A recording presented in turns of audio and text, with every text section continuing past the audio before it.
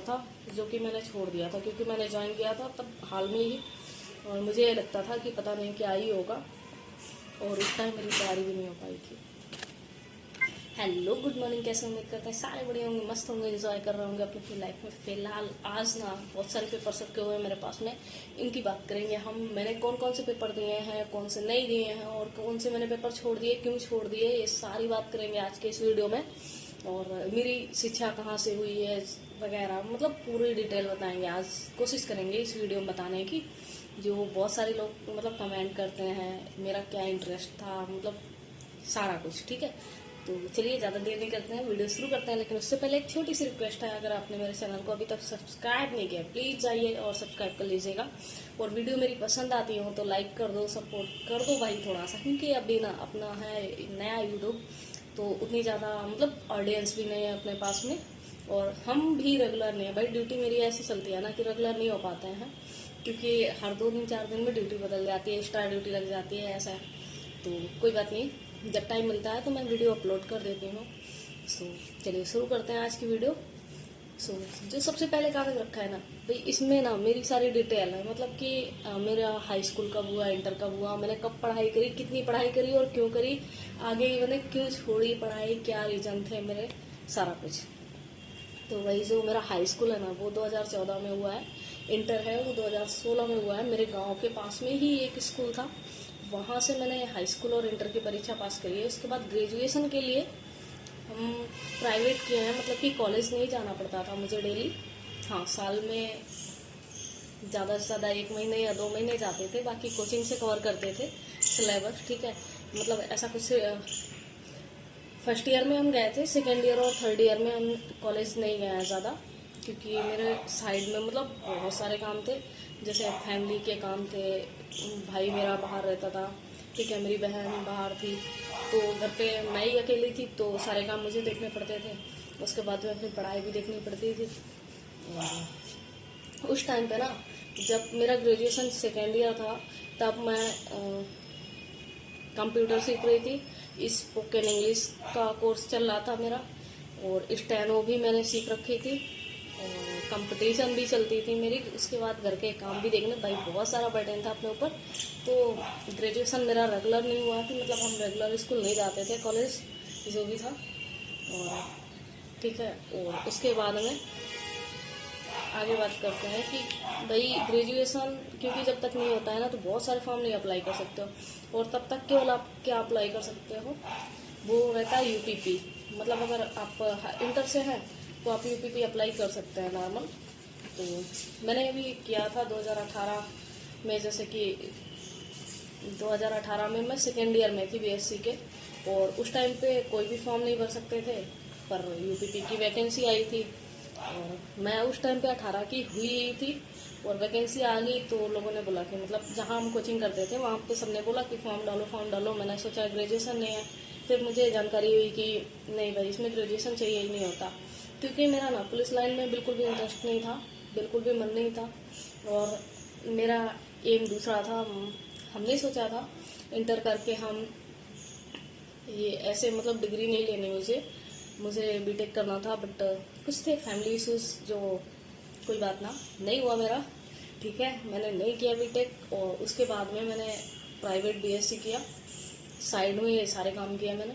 ठीक है, और तभी मैंने 2018 में पहली बार अपना यूपीपी का फॉर्म डाला था, और बाय गॉड ग्रेस, हाँ गॉड ग्रेस ही बोलेंगे, क्योंकि उस टाइम पे ज़्यादा कुछ फैसिलिटीज़ नहीं थी मेरे पास में। यही अपने गांव के पास में कोचिंग थी, वहाँ पे जाते थे, थोड़ा बहुत वहाँ से कंपटीशन कवर करते थे, थोड़ा बहुत। मोबाइल का उतना क्रेज़ भी नहीं था, मतलब था बट अपने पास नहीं था। ठीक है, तो ठीक है, ऐसे चलती रही अपनी तैयारी। और जब पेपर हुआ तो अपना रिटर्न निकल गया भाई, पहली बार रिटर्न निकला तो थोड़ा वो हो जाता है ना, पूरे में शोर शराबा, भाई हाँ हाँ निकल गया, उसने देखो अच्छी जगह कोचिंग भी नहीं करी ये वो। तो कोई नहीं, हम आगे ओवर कॉन्फिडेंस में। और उस बार की 2018 वाली ना, मतलब रिजल्ट के बाद रनिंग के लिए टाइम नहीं दिया था, और हम थे, इतने सारे काम रहते थे, इतनी सारी टेंशन्स रहती थी ना, तो मेरा शरीर भी इतना मतलब हैवी नहीं था, एकदम दुबले पतले थे, और रनिंग मुझसे नहीं होती थी कुल मिला के। बहुत कोशिश करी बट मेरी रनिंग नहीं निकली। जब रनिंग थी मेरी पहली बार वाली कानपुर में, और हम रनिंग करने गए थे तो मेरे हाथ पैर फूल गए थे, नहीं हुए मुझसे 6 चक्कर भी नहीं हुए थे पूरे, 5 चक्कर लगा के हम चले आए थे। ठीक है, फिर जब घर आए तो सबने मतलब खूब झाड़ा, ये वो किसी ने समझाया अभी, पर कोई नहीं, थोड़ा सा हाइट हुआ, कोई बात नहीं। चलो हमने सोचा दोबारा कोशिश करेंगे, अभी तो एज ही क्या है, पहली बार था, कोई बात नहीं। उसके बाद 2019 में दोबारा से वैकेंसी आई, भाई मैंने फिर से अप्लाई कर दिया, क्योंकि एक बार का कॉन्फिडेंस था, और जो अपने टीचर्स वगैरह थे, कोचिंग जहाँ हम करते थे वहाँ से भी बहुत ज़्यादा बढ़िया सपोर्ट था कि मतलब हाँ तुम तैयारी करो, जो भी होगा देखा जाएगा। फिर वहाँ से मेरा फॉर्म भी अप्लाई करवाया गया दोबारा, मैंने दोबारा अप्लाई किया। मेरी रनिंग लखनऊ में थी, लेकिन भाई कहते हैं ना, जब किस्मत साथ नहीं होती है ना तो कुछ नहीं होता है। उसमें 1 महीने का टाइम मिला था, मैंने एकेडमी तक ज्वाइन कर ली थी, रनिंग एकेडमी जाते थे हम, लेकिन वहाँ से भी मेरा सिलेक्शन नहीं हुआ। मतलब वहाँ भी मेरी रनिंग शायद 2 सेकंड मेरे एक्स्ट्रा आए थे, ठीक है, ज़्यादा हो गए थे, आउट हो गए थे। फिर मतलब फिर तो ये हो गया था ना माइंड में कि बस अब बहुत करवा ली अपनी बेइज्जती, अब नहीं करना भाई रनिंग नहीं, मतलब इस लाइन में तो जाना ही नहीं, अपनी दोबारा से देखते हैं कोई अच्छी सी लाइन। क्योंकि बीटेक था तो फिर ये हुआ कि सबने समझाया अब बीटेक का भूत उतार दो अपने मन से, बैंकिंग की तैयारी करो। फिर मैंने महिंद्रा में एडमिशन ले लिया, जैसे लास्ट ईयर था मेरा ग्रेजुएशन का, और हम गए कानपुर तैयारी के लिए, लेकिन हम कभी अपनी फैमिली से अलग नहीं रहे, तो भाई मुझे बहुत मतलब अजीब लगता था, हम नहीं रह पाते थे, भग आते थे, हर संडे को आ जाते थे घर, और ऐसे करके फिर ये हुआ कि चलो कोई नहीं, थोड़ा रहना पड़ेगा, एडजस्ट करना पड़ेगा। फिर मैंने कोशिश करी और फिर भाई एडजस्ट किया भी। फिर मेरी 1 साल तक कोचिंग चली, पर ऐसे ही चली गई, मतलब मैंने रेगुलर कभी कोचिंग नहीं करी। हाँ जाते थे, भगाते थे, पूरा सिलेबस मेरा कभी कवर नहीं होता था। जीएस की क्लास चलती थी तो मेरे तोते उड़ जाते थे, और हम जाके ना, जब मुझे पता चलता था जीएस की क्लास चल रही है तो हम मैथ वाली में बैठ जाते थे जाके, क्योंकि मैथ मेरा फेवरेट है और जीएस मुझे समझ नहीं आती है। फिर उसके बाद में उस टाइम पर मतलब इतनी सारी वैकेंसीज आती थी, जिसमें हम अगर अवेलेबल है ना तो हम सारे फॉर्म अप्लाई करते थे। ये होता था पहले पेपर हम दें ना दें, और मेरा मतलब अगर पास में होगा, कानपुर होगा तो मैं पेपर दूंगी, और बाहर के लिए ये था कि मेरे पास साधन नहीं थे कि कोई मुझे ले जाए या ऐसा कुछ, अगर दूर सेंटर जाता है तो मैं पेपर नहीं दे सकती हूँ, ठीक है। तो उसी सीरीज में मैंने देखो ये भरा था, आईबी का फॉर्म था, इंटेलिजेंस ब्यूरो का, मैंने पेपर नहीं दिया था। उसके बाद में ये है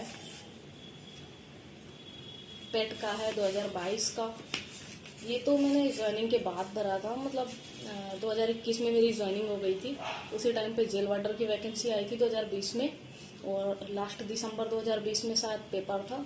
उसके बाद 2021 में रिजल्ट आ गया था और सितंबर में ज्वाइनिंग हो गई थी हमारी, ठीक है। उसके बाद 2022 में मेरा ये पेट का पेपर था जो मैंने दिया था, मेरे 76% नंबर आए थे। और हाँ, ये नहीं कहेंगे कि हम बहुत मतलब अच्छे थे पढ़ने में, ठीक है, मीडियम वाले थे।